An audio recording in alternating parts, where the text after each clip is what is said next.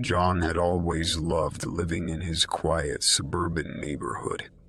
It was a close-knit community where everyone knew each other, and the streets were lined with neatly trimmed lawns and white picket fences. But that all changed one summer, when strange things began to happen. It started with small things. A missing carton of eggs here, a loaf of bread there. John thought nothing of it at first, assuming that his wife or teenage son had simply forgotten to mention that they had used up the items. But as time went on, the missing items became more frequent and more significant. One day, John came home to find that his entire pantry had been emptied. Boxes and cans were strewn across the kitchen floor, and even the bags of flour and sugar had been taken. He searched the house from top to bottom, but there was no sign of a break-in. John started to feel uneasy. He couldn't shake the feeling that someone was watching him, that someone was creeping around his house when he wasn't there. He started to lock all the doors and windows, even when he was at home, and he became hyper-vigilant, listening for any unusual sounds. Then the strange occurrences started happening in other houses in the neighborhood. People reported missing items, strange noises at night, and unexplained footprints in their yards. Rumors began to circulate about a hooded figure who had been seen lurking around the neighborhood at odd hours. John tried to dismiss the rumors, telling himself that it was just someone playing a prank. But then one night, he saw the hooded figure himself. He was sitting in his living room, reading a book, when he caught a glimpse of movement out of the corner of his eye. He turned to look, and there it was, a dark figure, its face obscured by the hood of its jacket, staring in at him through the window. John froze, his heart pounding in his chest. He watched as the figure slowly turned and walked away, disappearing into the darkness. From that moment on, John was convinced that the hooded figure was a threat. He began to keep a watchful eye on his neighborhood, peering out of his windows at night and patrolling the streets during the day. He tried to convince his neighbors to do the same, but most of them dismissed his warnings, thinking that he was being paranoid. But then, the murders began. The first victim was a young woman who had been out jogging in the early morning. Her body was found by the side of the road, her throat slit. The second victim was an elderly man who had been out walking his dog. His body was found in a nearby park, his head bashed in. The neighborhood was in a panic. Everyone was locking their doors and windows, and some families were even leaving their homes to stay with relatives elsewhere. John felt a sense of guilt, knowing that he had tried to warn everyone, but they hadn't listened. Desperate for answers, John went to the police with his suspicions about the hooded figure. At first, they dismissed him as another paranoid resident, but then a witness came forward, claiming to have seen the figure near the scene of one of the murders. The police began to take the hooded figure sightings more seriously, and they set up a task force to investigate. John met with one of the investigators, a young woman who was determined to get to the bottom of the case. They started to piece together a timeline of the hooded figure sightings, and they discovered that the figure had been seen in several locations at once. This led them to suspect that there was more than one person wearing the hooded jacket. The investigators also found a few potential suspects, but they all turned out to be dead ends. As the investigation dragged on, the neighborhood became more and more paranoid. People stopped leaving their homes after dark, and some even installed security cameras and alarms. John, in particular, was consumed by the case. He spent his days combing through records and surveillance footage, and his nights patrolling the streets with a baseball bat in hand. One night, as John was walking along a deserted street, he heard a noise behind him. He turned around and saw a figure in a hooded jacket walking towards him. His heart pounding, he gripped the bat tighter and called out, demanding that the figure stop. To his surprise, the figure obeyed.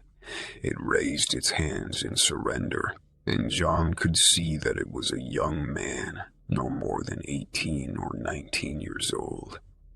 He was shaking, and his eyes were wide with fear. John lowered the bat, cautiously approaching the young man. "What are you doing out here?" he asked. The young man stammered, struggling to find the right words. I was just walking home from a friend's house," he said. "I swear I'm not. I'm not the one you're looking for." John studied the young man's face, searching for any sign of deception. But he could see only fear and confusion. He decided to let him go, warning him to be careful and to stay out of trouble. As he walked away, John couldn't shake the feeling that he had just let a potential killer go free. But he also couldn't ignore the nagging doubt in the back of his mind. What if the hooded figure was just a distraction, a red herring designed to draw attention away from the real killer? He continued to investigate, determined to find the truth. As the weeks turned into months, he uncovered more and more clues.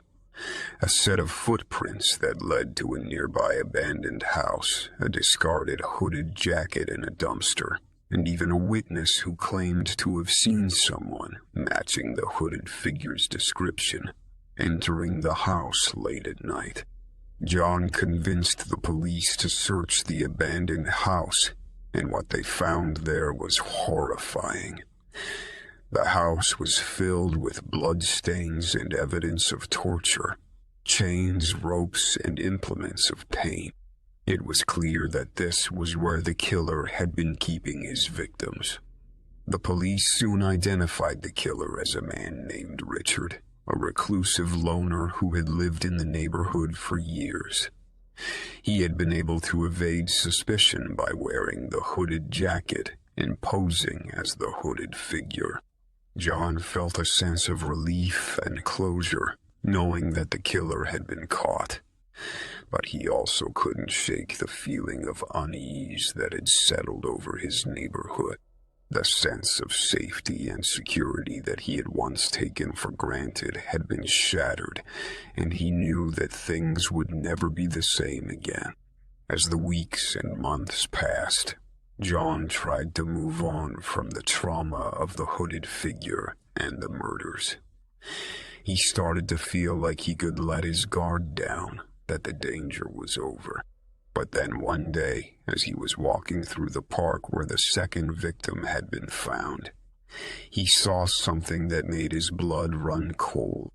It was a hooded figure, standing at the edge of the woods, watching him. John froze, his heart racing as the figure slowly turned and disappeared into the trees. He knew that he had to investigate. He couldn't let the neighborhood be terrorized once again. With a sense of determination, John set out to track down the hooded figure once and for all.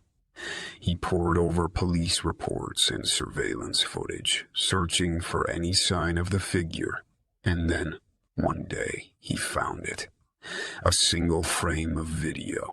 In the video, the hooded figure was seen walking into an abandoned building on the outskirts of town. John knew he had to investigate the building, but he also knew he had to be careful. He didn't want to risk being caught off guard again, especially not when he was so close to discovering the truth. He decided to enlist the help of his friend, Sarah, who was a police officer. Sarah had been following the hooded figure case from the beginning, and John knew that he could trust her to have his back. Together, they made their way to the abandoned building, which was an old factory that had been shut down years ago. It was dark and foreboding, with broken windows and rusted machinery scattered throughout. John and Sarah cautiously entered the building, their flashlights illuminating the way. As they made their way deeper into the building, they could hear strange noises, creaking metal, shuffling footsteps, and the sound of labored breathing. John's heart was pounding in his chest, and he could feel sweat dripping down his back. Finally, they came to a large room at the center of the factory. In the center of the room, there was a table covered in tools, pliers, scalpels, hammers, and more. And standing behind the table was the hooded figure. John and Sarah drew their weapons, aiming them at the figure. "Don't move," John said, his voice shaking slightly. The figure slowly raised its hands, revealing a pale, scared face. "Please don't hurt me," it said, its voice trembling. John and Sarah exchanged a look. They could see that the figure was just a young man, no more than 20 years old. He was shaking with fear, and there was a look of desperation in his eyes. "Who are you?" Sarah asked, her voice firm but gentle. The young man hesitated, then finally spoke. "My name is Michael," he said. I was just trying to survive. I didn't want to hurt anyone." John and Sarah lowered their weapons, studying Michael's face. They could see that he was telling the truth. He wasn't a killer, just a scared and desperate kid. They took Michael into custody, questioning him about the hooded figure and the missing items. It turned out that Michael had been stealing food and other items from people's homes in order to survive. He had been using the hooded jacket as a disguise, trying to avoid detection. As they listened to Michael's story, Sarah felt a sense of empathy for him. But something didn't quite add up to John. As they dug deeper into the case, John uncovered evidence that pointed to Michael being the actual killer. There were witness accounts that placed Michael near the scene of the murders, and forensic evidence that linked him to the crimes. John couldn't believe it. He had trusted Michael, even felt sorry for him, and now it seemed that he was the one responsible for the murders that had terrorized the neighborhood. When confronted with the evidence, Michael wickedly smirked and admitted to the murders. He told them how the stress and pressure of his difficult life had driven him to lash out in the most horrific way possible.